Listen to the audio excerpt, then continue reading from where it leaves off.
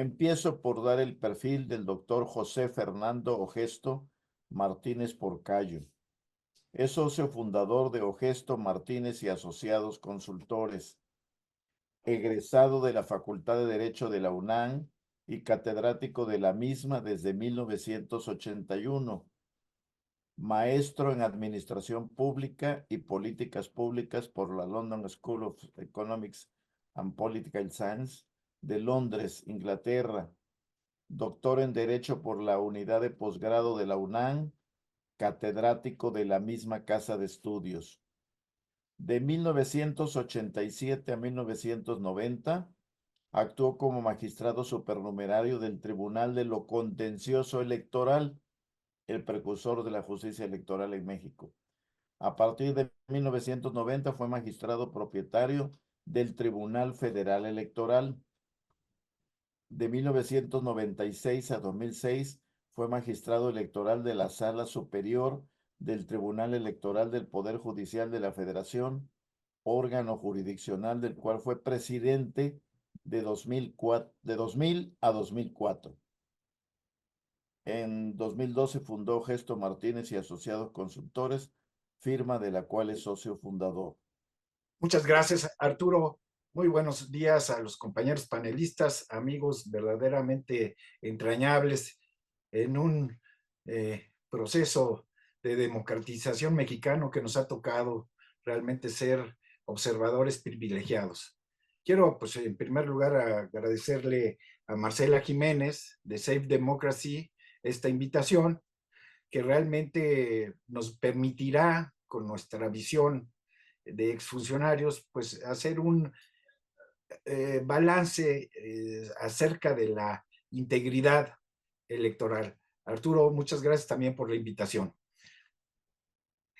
En primer lugar, pues sí, este concepto, como tú lo mencionas, de integridad electoral es un concepto novedoso.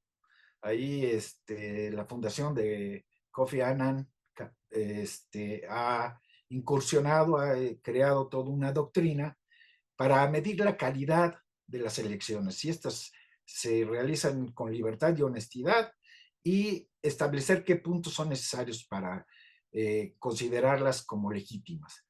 En este sentido, los juristas no estamos muy modernizados con estos conceptos. Sin embargo, esta integridad siempre se ha cuidado.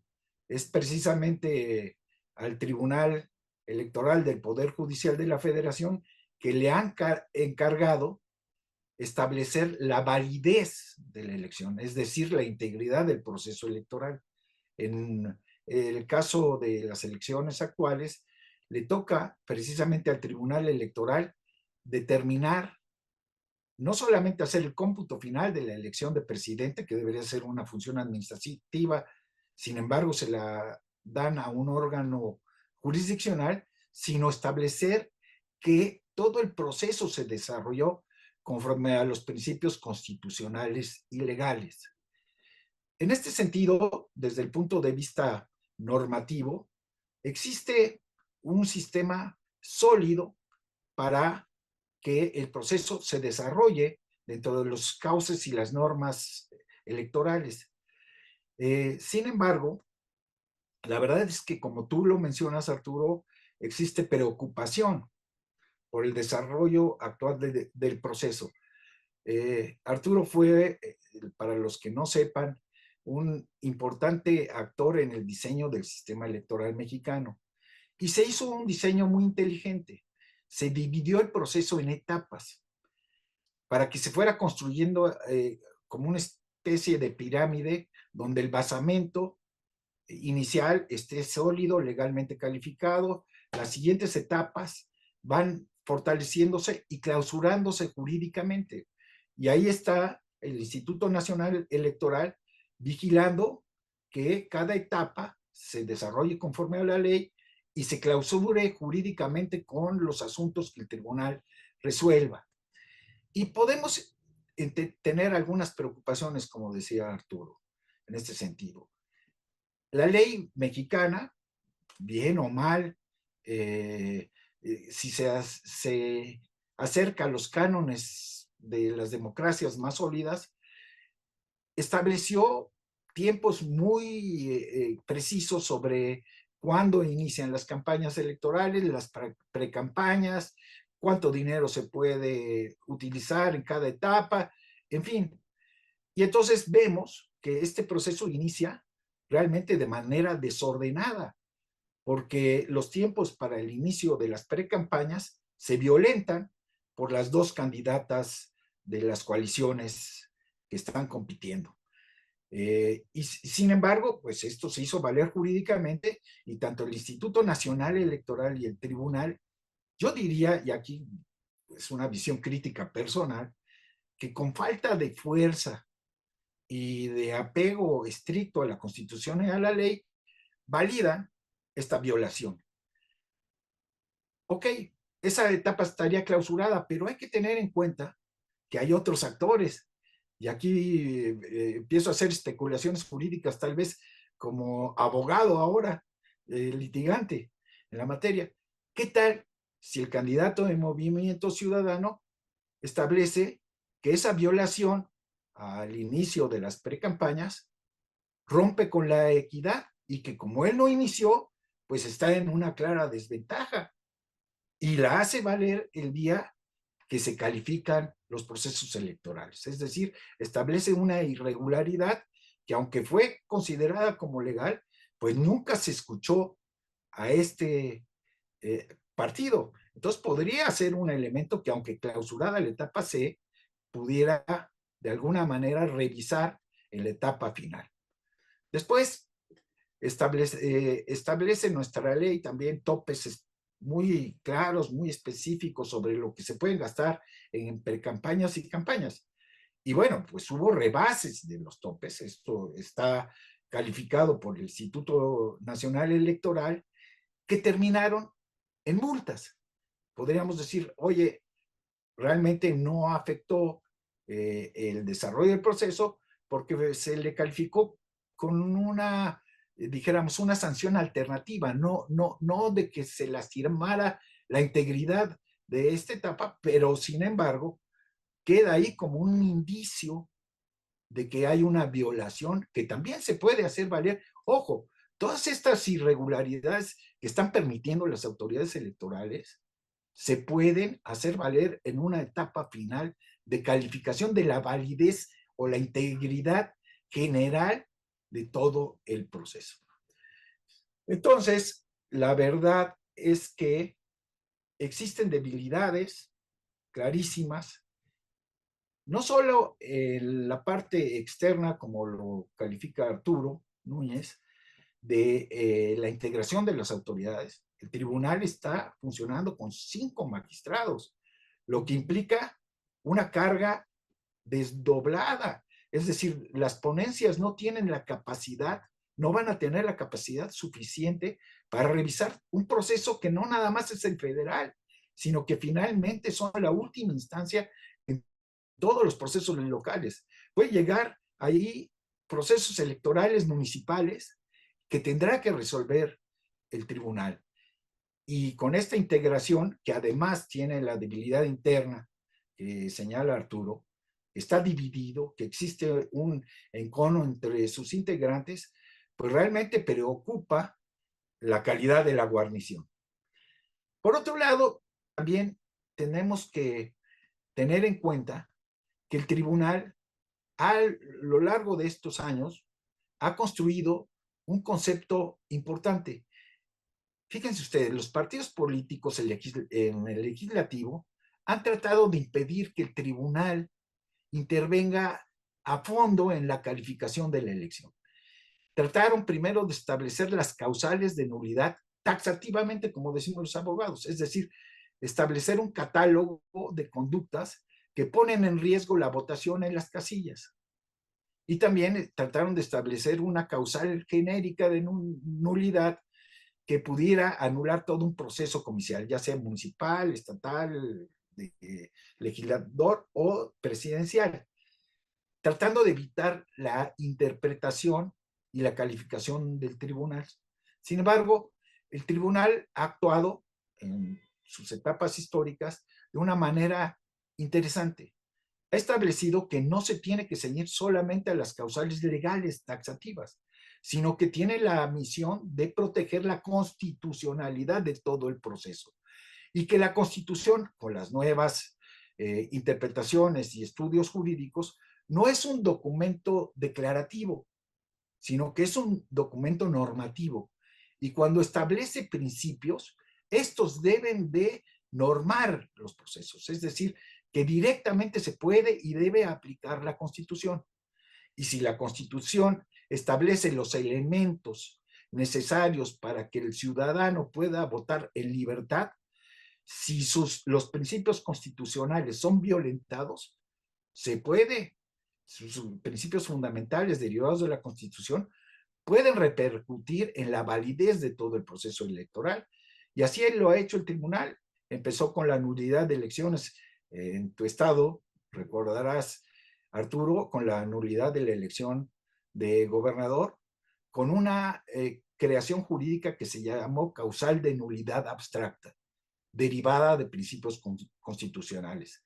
Y estableció que cuando alguno de estos principios es violentado de manera fundamental, no puede considerarse a la elección como una elección integral, limpia, jurídica, legítima, y que entonces no puede producir efectos jurídicos. Más tarde, las nuevas integraciones evolucionaron el nombre que no gustaba de causal de nulidad abstracta a nulidad de la elección por violación a principios constitucionales. Y este es el caso. Estamos viendo clarísimamente una intromisión, como tú lo decías, del poder ejecutivo en el proceso electoral. Por disposición constitucional y legal, las autoridades deben de observar un principio de neutralidad en relación con el proceso electoral. Obligación constitucional que desde el Ejecutivo se ha violentado. El Instituto Nacional Electoral ha establecido que en más de 40 ocasiones el presidente de la República ha hecho señalamientos que inciden en el proceso electoral. Hay 24 sanciones que lo obligan a retirar sus dichos en la llamada mañanera por considerarlos una intromisión indebida en el proceso, violatoria del principio de neutralidad. Y fíjense, este principio también está dirigido a la calidad integral del proceso electoral. Y si existen estas violaciones, aunque hayan, es decir, no existe una sanción específica al presidente porque nada más retiran, lo obligan y no lo pueden limitar, sigue violentando la ley. Sin embargo, no se dan cuenta que sí existe una violación sistemática que puede hacerse valer el día de las elecciones. Entonces, es delicado que se violen este principio porque rompe con la equidad del proceso. Equidad que además la exigió el propio presidente de la República. Todavía recuerdo cuando calificamos la elección de el licenciado Calderón, que el partido del presidente se quejó de que el presidente Fox intervenía en las elecciones, que había intervenido. Yo recuerdo que fueron alrededor de 6 o 8 spots que directamente el presidente Fox hizo y pusieron en riesgo, ¿se acuerdan que a una magistrada muy querida, recordada, la magistrada Alfonsina Navarro, para ella, eso puso en grave riesgo la legalidad del proceso electoral?